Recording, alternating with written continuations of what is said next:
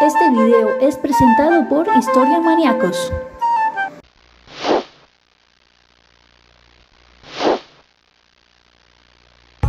En el capítulo anterior vimos la época dorada de Sumeria, el apogeo de su civilización que fue el Imperio Acadio, Sargón, su principal exponente.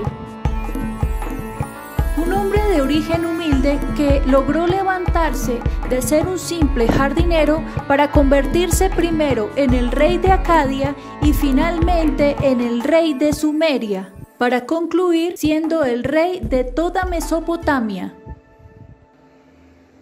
Esto ocasiona un decaimiento de la cultura sumeria en favor de los acadios. Este imperio duraría 141 años, hasta que fueron derrotados por nómadas gutis que tomarían toda la región. En este capítulo hablaremos sobre los periodos del renacimiento sumerio y el periodo de Ur III y su enemistad con las tribus amorreas. Durante el gobierno de Manish-Tushù, ya se veían los primeros problemas. Al morir Sargón, lo hereda su hijo primogénito Rimush, y aunque éste logra sofocar varias rebeliones, a la final termina siendo asesinado en una de estas revueltas, siendo heredado por su hermano Manish-Tushù. Y los primeros problemas ya se veían desde el gobierno de Manish-Tushù. Nacen las tribus hurritas que más adelante se convertirían en el Imperio Mitanni. Al igual que su hermano Manish-Tushù también es asesinado, así que lo hereda su hijo Naram-Sin. Ya desde entonces, desde los montes sagros, llegan los gutis y los luyubis a iniciar las invasiones a Acadia. Más adelante, además, también se levantan los amorreos. Aunque Naram-Sin tuvo un gran gobierno, este no es heredado por Chalcalicharri, quien solamente hereda los problemas que vienen del gobierno de su padre. Por un lado, las tribus nómadas y por el otro lado, las guerras constantes con Elam. A la final, Chalcalicharri terminó siendo solamente el rey de Akkad. Finalmente, el rey Pusur de Elam salió vencedor y Chalcalicharri es asesinado en el 2192 a.C. A Chalcalicharri lo suceden Dudu y más adelante Shudurul, pero ninguno logra recuperar al imperio. En el 2180 a.C., los gutis invaden Agade y tras muchas guerras finalmente es conquistada. En el año 2154 desaparece el imperio acadio de forma definitiva y comienza el imperio guti, Inshushinak, que se mantendría en el poder durante un siglo. Hay teorías de que los gutis ganaron debido a que los mismos sumerios les ayudaron.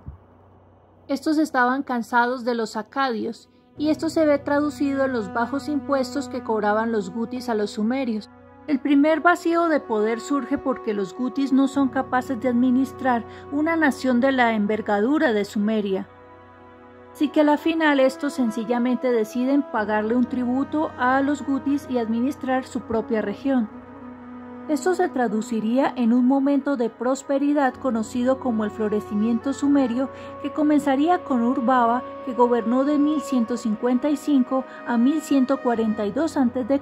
y nombró a su hija Enanepeda suma sacerdotisa. A su muerte lo sucede Gudea de Lagash, que gobierna del 2141 al 2124 a.C. Aunque tenía el poder de un lugar, prefirió utilizar el título de Ensi. Reconstruyó el templo de Enlil en Nippur. Además, se creía en sí mismo la reencarnación de Ningirsu, y la población lo reconocía como un líder benevolente. Por supuesto que sus contribuciones a la religión le pudieron haber ganado tal reputación, pero era un gran reformador social.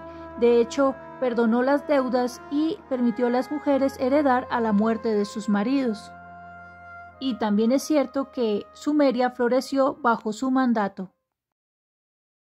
A su muerte es sucedido por su hijo Ur-Ninghirsu, que gobierna del 2124 al 2118 a.C. Durante su gobierno, los nómadas gutis vuelven a invadir, pero estos son expulsados por Utu-Egal, que gobierna del 2123 al 2113 a.C. Sin embargo, este es traicionado por uno de sus generales, Ur-Nammu, que gobierna del 2112 al 2095 a.C. y crea la tercera dinastía de Ur, y llega a florecer Sumeria como en los días de Sargón. Como era la costumbre, Ur-Nammu nombra a su hija Enir-Galana suma sacerdotisa. Como figura en el código de Ur-Nammu, crea sistemas de correos. Además, mejora el templo de Enlil y debido a la necesidad de especializaciones de trabajo, se crean las escuelas, por ejemplo, la Eduba. Ahora que existe un gobierno centralizado, es necesario administraciones para el ejército, administración para las siembras, para las construcciones, incluso para las leyes. Ur-Nammu y los gobiernos posteriores no estarían más interesados en la expansión y más en la reforma. Los Ensi pasaron a ser gobernadores elegidos por los reyes de Ur y los lugales comenzarían a desaparecer. A la muerte de Ur-Nammu le sucede su hijo Shulgi, quien gobierna del 2094 al 2047 a.C. Tras un nuevo asedio de las tribus nómadas, Shulgi casa a su hija con el Ensi de Ansam para crear acuerdos con el Am, pero en el 2050 terminan en guerra. Shulgi es finalmente el vencedor y viene un tiempo de paz. Es a partir del gobierno de Shulgi que comienza la costumbre de deificarse a los reyes, no tanto como ocurría en el caso de Naram-Sin, quien se creyó a sí mismo un dios, sino como los intercesores entre los dioses y el hombre. Los dioses sumerios nativos serían reemplazados por los reyes deificados de Ur, algo que probablemente pudo generar resentimiento hacia los reyes de Ur, y rebeliones vinieron, aunque no hay certeza porque no fueron documentados por los reyes. A la muerte de Shulgi le sucede su hijo Amar-Sin, y pese al descontento general, hubo un tiempo de prosperidad. Se construyeron de nuevo canales promoviendo nuevas rutas comerciales y su mayor logro fue el Sigurat de Ur, que fortaleció al gobierno centralizado, que a su vez fortaleció a las principales ciudades, así como a las pequeñas, entre ellas la que solía ser la pequeña y oscura ciudad de Babilonia. A Amar-Sin lo sucede su hijo Shu-Sim, y comienzan las peleas con las tribus de los amorreos. A Shu-Sim lo sucede su hijo Ibi-Sin, que gobierna desde el 2028 hasta el 2004 a.C. Guerras, hambre y sequía comenzaron a pasar factura. En el 2004 a.C. el imperio finaliza. Tribus nómadas, elamitas y amoritas se toman Ur y la arrasan. Con el nuevo vacío de poder llegan tribus seminómadas desde el oeste del Éufrates, los amorreos. Estos vivían del pastoreo y frecuentemente se movían a zonas húmedas en verano y de nuevo a zonas semiáridas en invierno. Las invasiones amorreas comenzaron en Palestina, donde dominaron.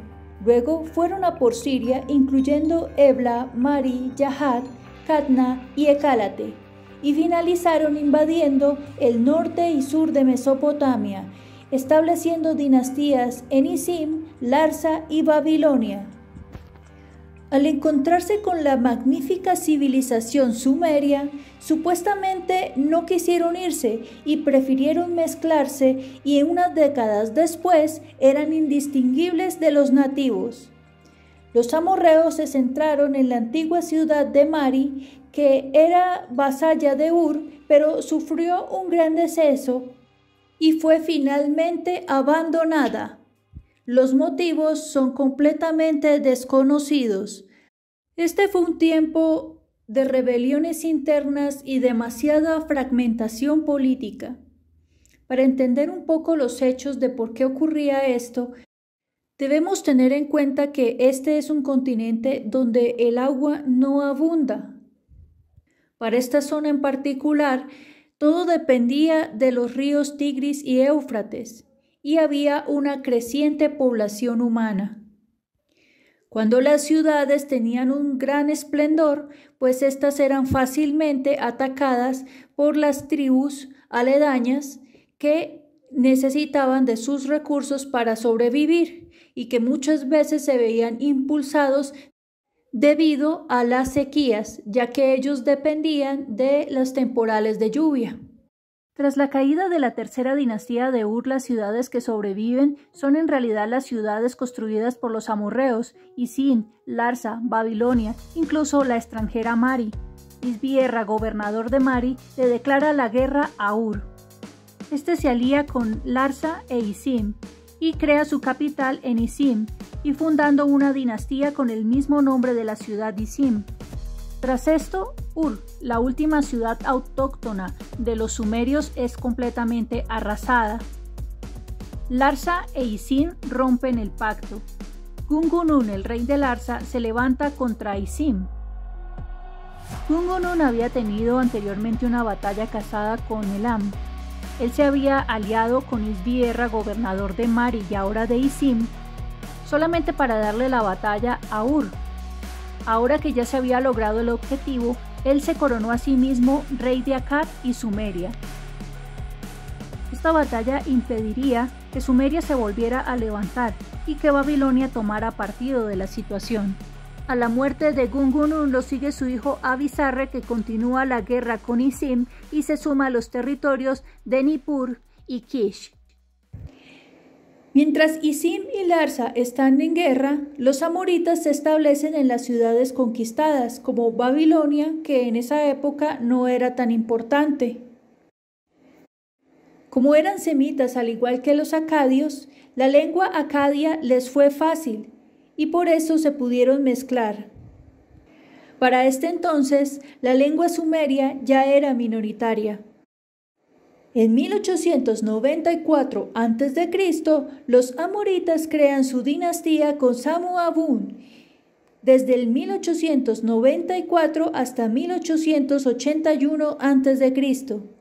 Estos se alían con Larsa hasta que sube al poder su hermano Rin-Sim. Entonces cambian sus lealtades con Isim y Uruk, pero fracasan.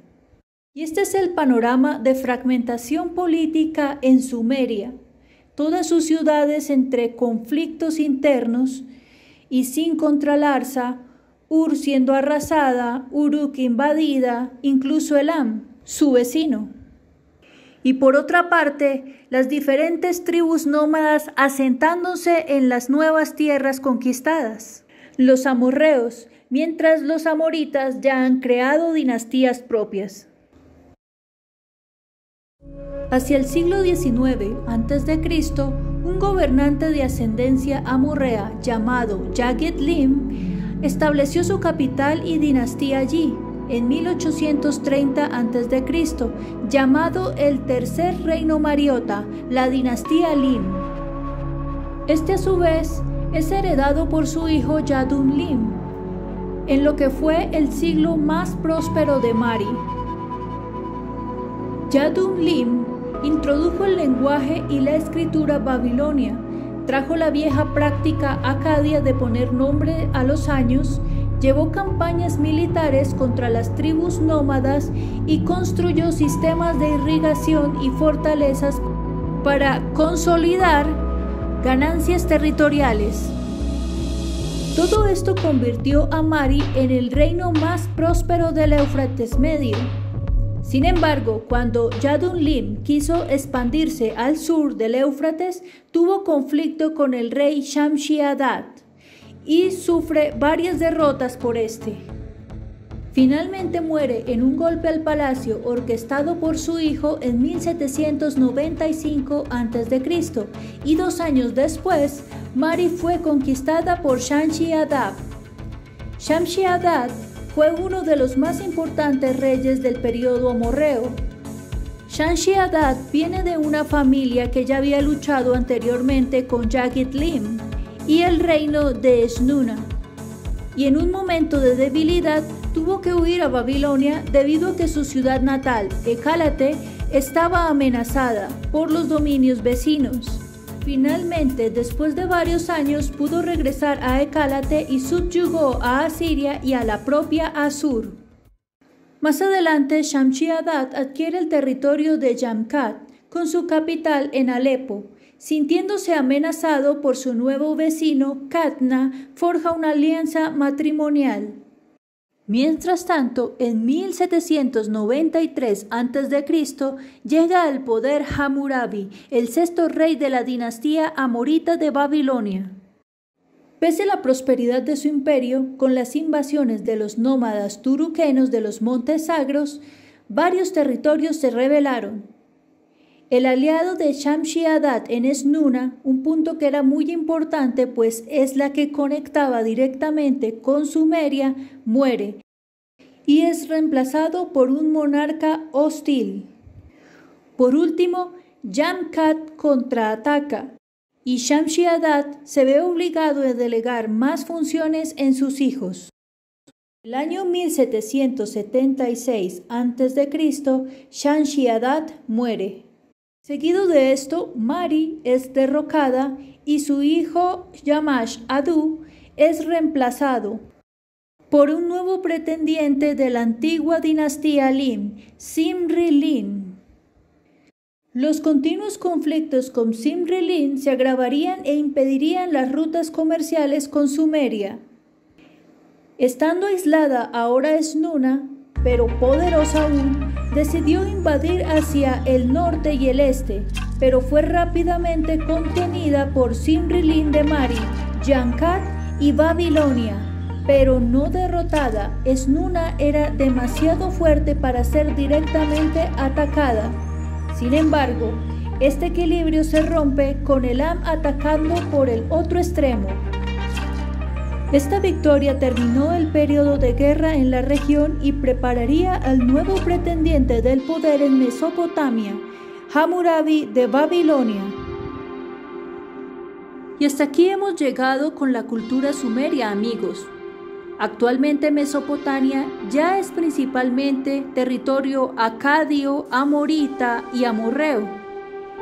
Y la lengua sumeria prácticamente ha desaparecido para este entonces. Incluso los mismos dioses que solían adorar han sido reemplazados.